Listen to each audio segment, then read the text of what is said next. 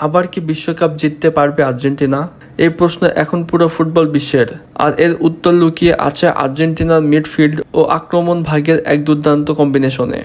এমন 6জন খেলোয়াড় আছে যাদের মধ্যে অন্তত 4জন যদি ক্লিক করে তাহলে আবার বিশ্ব চ্যাম্পিয়ন হতে পারবে আর্জেন্টিনা। চলুন দেখে নেওয়া যাক এই 6জন কারা। প্রথমে আছেন লিওনেল মেসি, প্লেমেকার আর সবচেয়ে বড় ম্যাচ উইনার। তার পাশে আছেন জুলিয়ান আলভারেজ, তার গতি, প্রেসিং আর ফিনিশিং যে কোনো ডিফেন্স ভেঙে দিতে পারে।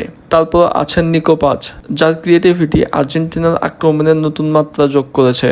স্ট্রাইকার পজিশনে আছেন লাউতারো মার্টিনেজ, যিনি বক্সের ভিতরে ভয়ঙ্কর। মিডফিল্ডে আছে এনজো ফার্নান্দেজ, যিনি খেলার টেম্পো কন্ট্রোল করেন, আর তার সাথে আছেন ম্যাক অ্যালিস্টার, যার পাসিং আর গেম রিডিং অসাধারণ।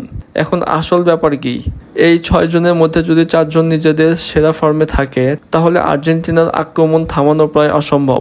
বিশেষ করে যদি মেসি, আলভারেজ আর নিকো পাচ নিজেদের মধ্যে পজিশন বদল করে খেলেন, তাহলে ডিফেন্ডাররা বুঝতেই পারে না কাকে মার্ক করবে।